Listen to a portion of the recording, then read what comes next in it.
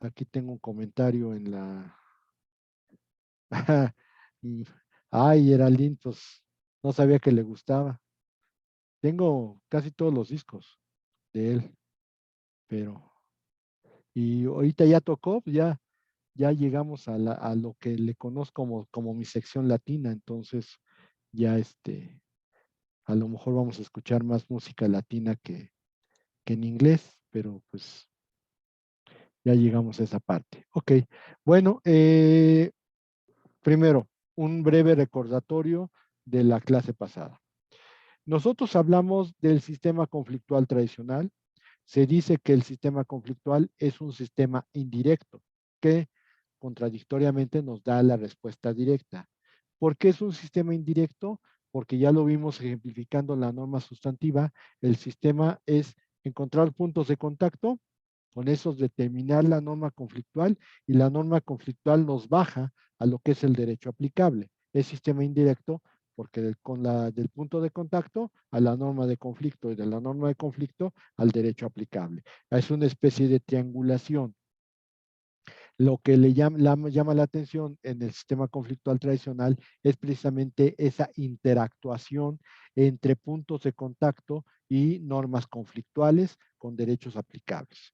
Ahora bien, las normas de aplicación inmediata se caracterizan por el orden público. El orden público que lo que hace es necesariamente aplicar el derecho interno sin aplicación de otro recurso, porque se están tratando de proteger derechos fundamentales del sistema mexicano.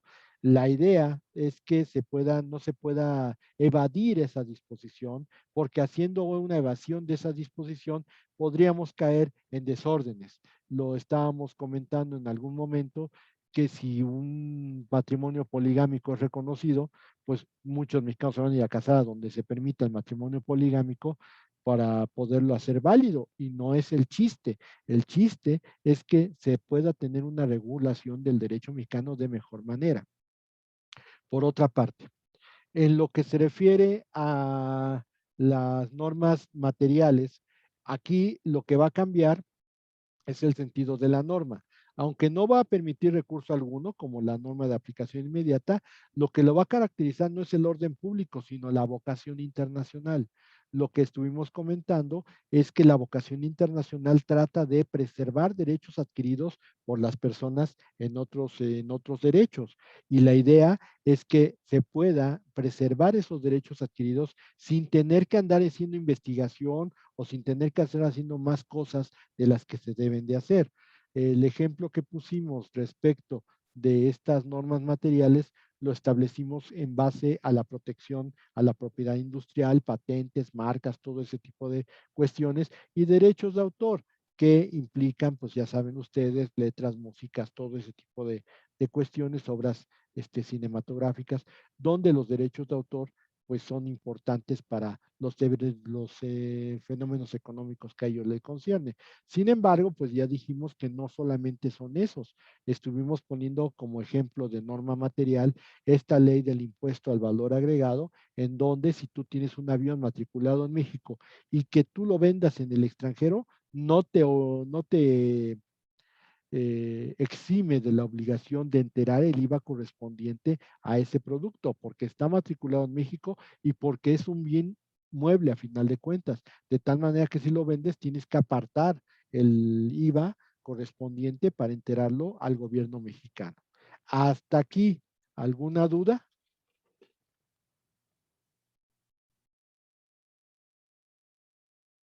¿Dudas a la una? No, profe, todo bien. Perfecto. Ok, pues entonces pasemos a lo que es la siguiente parte de nuestro tema, que si ahorita acabamos, espero, tendríamos la oportunidad ya iniciar el tema 7, que ya es adelantarle mucho a nuestro curso. ¿Ok? Bueno, déjenme compartir, que es esta.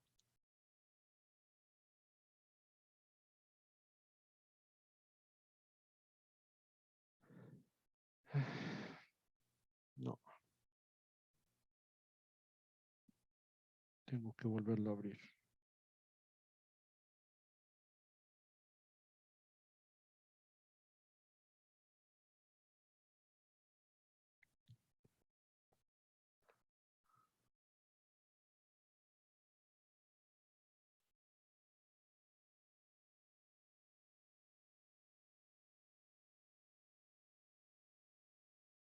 Ok, ahora sí. Ok, ahora sí. Ok.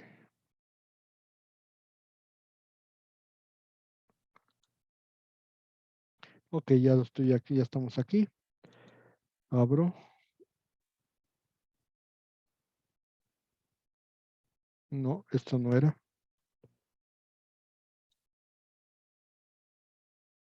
Pero si ya la tenía. Es esta.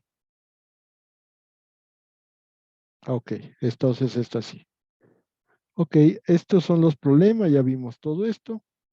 Vamos con las lex mercatoria.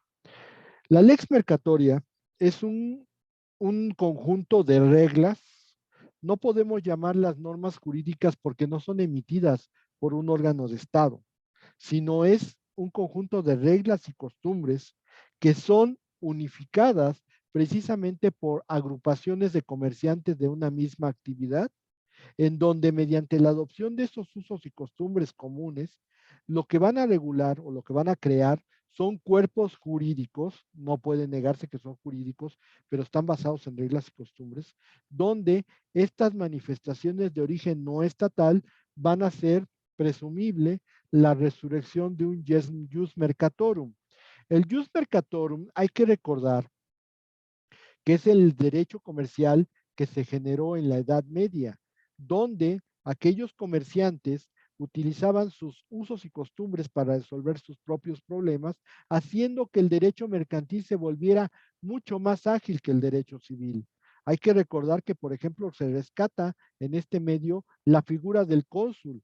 El cónsul como funcionario romano, pues era un funcionario de alcurnia, de importancia, que llegó a ser hasta gobernante, pero después, durante el Imperio Romano, la figura del cónsul se fue devaluando tanto que hay que recordar que está la anécdota de que Calígula nombra cónsul a su caballo. Y entonces el cónsul perdió importancia y después lo volvemos a encontrar una figura del cónsul en la Edad Media que era una especie de árbitro mercantil. El árbitro era porque el cónsul era no era necesariamente un jurista, era necesariamente un comerciante muy avesado y muy conocedor de los usos y costumbres de los comerciantes, de tal manera que si por alguna razón se generaba una controversia entre dos comerciantes, él llegaba y empezaba a resolver el problema de acuerdo a su experiencia como comerciante. Así las cosas, se resolvía rápido el problema y pues de ahí se generan refranes tan importantes como time is money, el tiempo es dinero. Mientras más rápido podamos resolver el conflicto, será más rápido la manera en que vamos a poder volver a retomar nuestro ámbito mercantil y podemos seguir ganando dinero. Bueno, pues esa es la idea de lo que nosotros entendemos como el jus mercatorum, ese derecho mercantil que desgraciadamente para derecho civil le quitó la capacidad de renovarse tanto que decíamos los que cuando hablábamos de derecho mercantil, el derecho civil es una diligencia. En cambio, este derecho mercantil es un caballo de pura sangre acostumbrado a correr. Y mientras el otro apenas recorre unos metros, este ya está a grandes distancias porque precisamente el derecho mercantil ocasiona que se puedan resolver problemas derivados de derecho de una manera muchísimo más rápida. Ahora, en este orden, el ejemplo de la lex mercatoria lo tenemos aquí. El conflicto se centra en una compraventa internacional de mercaderías bajo la modalidad FOB. FOB significa libre a bordo, free on board, y donde las mercancías se dañan por embalaje insuficiente y hay que fincar responsabilidad a que alguna de las partes, pues al pasar la borda del buque, ocurre el daño. Aquí, ¿qué es lo que va a suceder? Primero, en ninguna parte del Código de Comercio hay algo que establezca cómo se resuelven las compraventas internacionales de mercadería. Por lo tanto, nosotros no podemos acudir a ninguna disposición en la ley mexicana porque no hay. Entonces, tendríamos que ir como fuente supletoria a un documento denominado Incoterms o en inglés International Commercial Terms o términos internacionales de comercio. Este va a resolver el conflicto porque es una lex mercatoria y aunque no es tratado, no es ningún tratado, este documento lo expide la Cámara de Comercio Internacional y por lo tanto, como es la Cámara de Comercio Internacional la que resuelve, técnicamente lo está actualizando cada 2 o cada 3 años. Entonces, hay que acudir a la última versión de los Incoterms. Técnicamente, ¿por qué se va a aplicar los Incoterms y no la ley mexicana? Porque acuérdense ustedes que el Código de Comercio dice que cuando no haya una disposición que se pueda adecuar, supletoriamente se aplica el Código Civil, no sirve, y si no, los usos y los costumbres mercantiles. Estos Incoterms, al recopilar usos, costumbres mercantiles, lo vuelven un verdadero código para poder resolver este tipo de cuestiones. Y por ejemplo, de acuerdo con los Incoterms, la responsabilidad del vendedor cesa cuando la mercancía cruza la borde del buque, pero la responsabilidad se actualiza por entregar embalajes insuficientes, por lo que el juez debe dictar sentencia en contra del vendedor. Quien sufre la pérdida y tiene que pagar los daños es el vendedor. ¿Por qué? Porque el embalaje, es decir, con lo que están cubierta la mercancía para que no se dañe, es insuficiente y por lo tanto era su responsabilidad presentarlas verdaderamente embaladas para que no sufrieran ningún daño. Y entonces, aunque la responsabilidad cesa cuando cruza la borda del buque, pues sí, cesa si están bien embaladas, pero como es el caso, no están bien embaladas, el ese vendedor se vuelve responsable. ¿Y cómo? ¿Por qué el juez determinó eso? Porque eso viene en las reglas, costumbres mercantiles que marcan los Incoterms. Está aplicando la lex mercatoria, que son, en este caso, los Incoterms. Obviamente, esto de la lex mercatoria se contrapone un poquito con el derecho uniforme. En el derecho uniforme, decimos nosotros que debido a la unificación y armonización del derecho que principalmente se ha llevado en la constitución de mercados de libre comercio o mercados comunes, se ha generado la necesidad de que ante la posibilidad de que dos personas o dos personas de diferentes países tengan que acudir a un juez dentro de esta zona común o a varios jueces dentro de esta zona común y ante la posibilidad de que pudiera haber sentencias contradictorias, la idea del derecho uniforme es que las mismas normas y las mismas reglas se manejen para todos los jueces de la región y por lo tanto no haya sentencias contradictorias.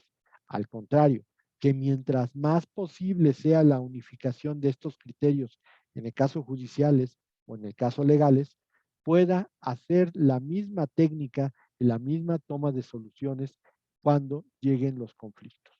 Así las cosas, el proceso de unificación del derecho va más allá de los procesos de integración internacional o regional. Si bien es cierto, el ámbito principal en el que se inició fue el mercantil, actualmente ya está abarcando otros ramos. Y la armonización y uniformidad del derecho en el ámbito internacional constituye una respuesta a la relación comercial. ¿Para qué? Para que países con sistemas jurídicos distintos o con sistemas económicos dispares tengan la posibilidad de justificar y unificar acuerdos para que no se puedan hacer sentencias contradictorias. En Europa empezó siendo una regulación netamente mercantil.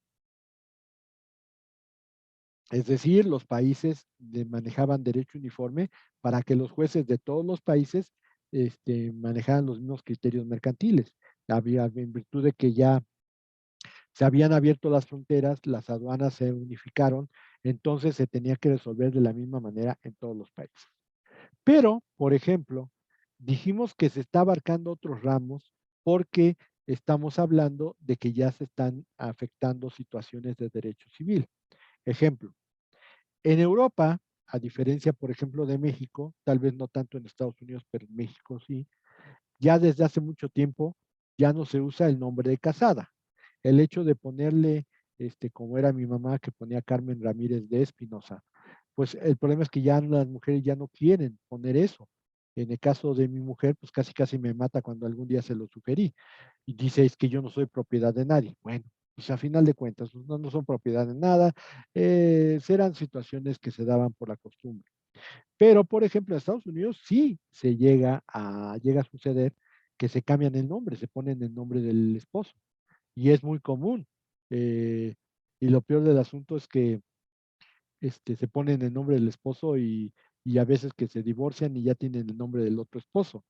Kelly Cuoco se llamaba Kelly Cuoco y después se llamó Kaylee Sweeting Coco porque era el esposo, la primer esposo, y ahora tiene el nombre del otro marido, con el cual tienen apenas como 3 años que se casó. Bueno, pero a final de cuentas, sí estamos hablando de que se cambian los nombres y se pueden poner otro nombre. Pero en Europa eso es algo muy común. Y casi como les digo, de Kelly Cuoco, que ya lleva, llamaba Kelly Cuoco, Kaylee Sweeting Coco, y después se puso otro, el apellido del nuevo marido, o Courtney Cox, que después se puso Courtney Cox Arquette, que era el nombre de su marido, y después ya se divorció y se lo quitó otra vez, y ahora otra vez es Courtney Cox.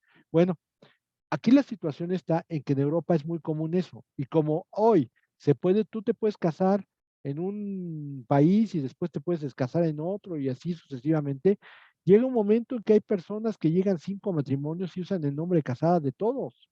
Entonces, pues era un problema muy fuerte. ¿Qué se hizo?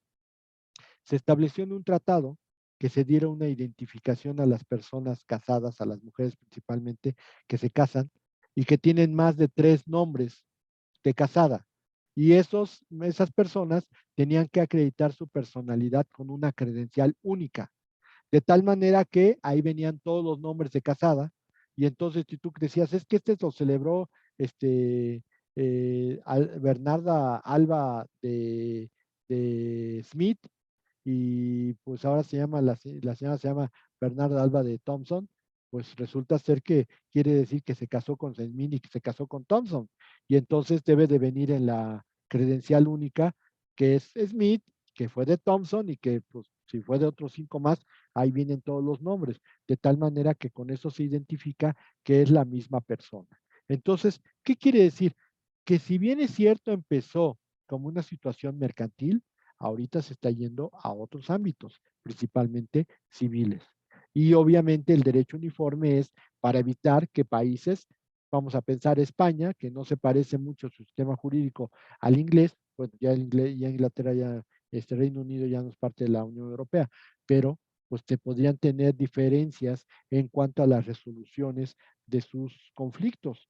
Y entonces, para evitar que el juez inglés dicte de una manera y que el juez español dicte de otra, para evitar eso, pues se hicieron estos tratados para unificar los criterios y que entonces pues, se pueda rendir una sola solución, no importa en qué país estés, a un caso en concreto.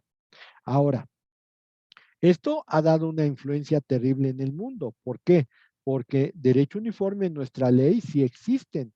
Casos de derecho uniforme en nuestra ley, pues tenemos la ley de concursos mercantiles, que del 12 de mayo del 2000, que se encuentra basada en la guía legislativa de la UNCITRAL sobre concursos mercantiles y que ha sido adoptada por varios países en el mundo.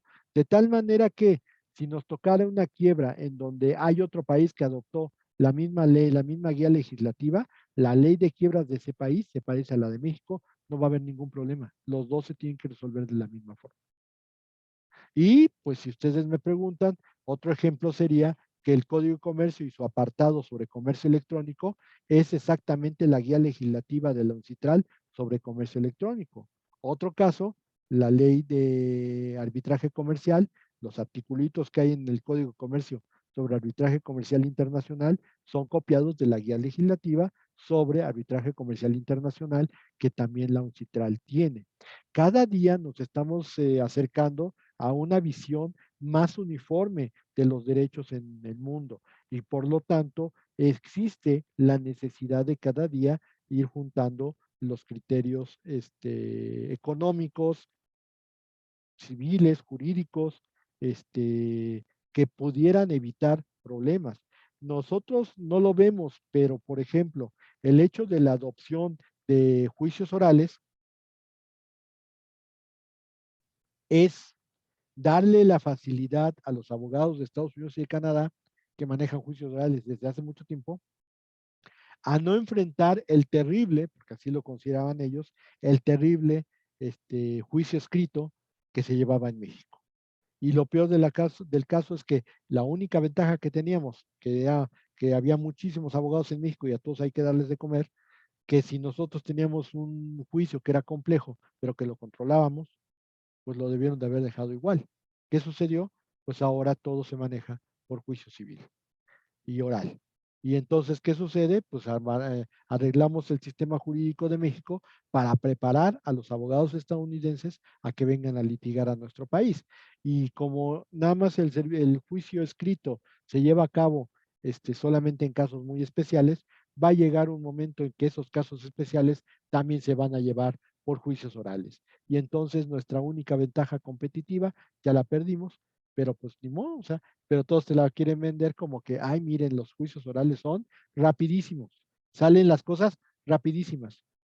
Pues el problema está en que hicimos el sistema para los abogados estadounidenses y canadienses, de tal manera que a lo mejor si ustedes no se preparan bien, si no empiezan a estudiar idiomas, si no tienen una buena oralidad, ¿qué va a suceder?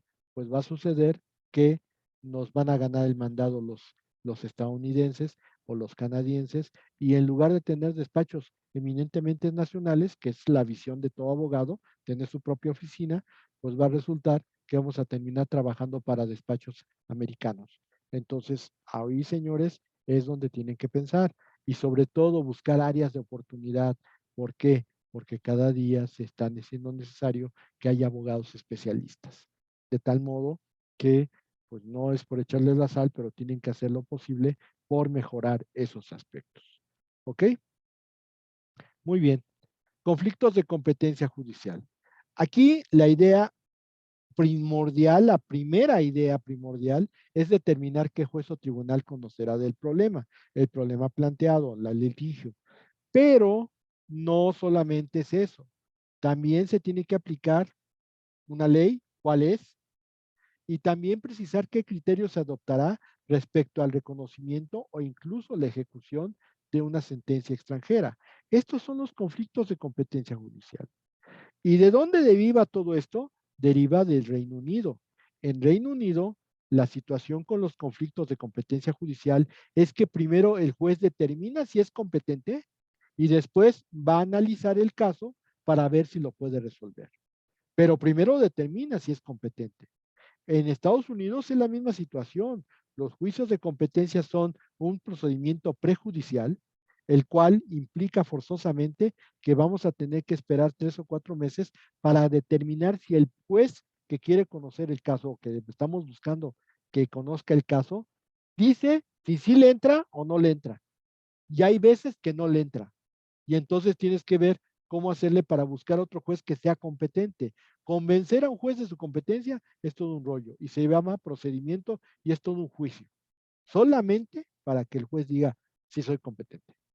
Ahora imagínense para conocer el caso. Eso no lo vemos en México porque en México nuestro sistema inicial decía, da los hechos y el juez te dará el derecho. La competencia, aunque era un presupuesto procesal, implicaba que se tenía que resolver. Ya me voy a tener que ir. Ahorita nos vemos.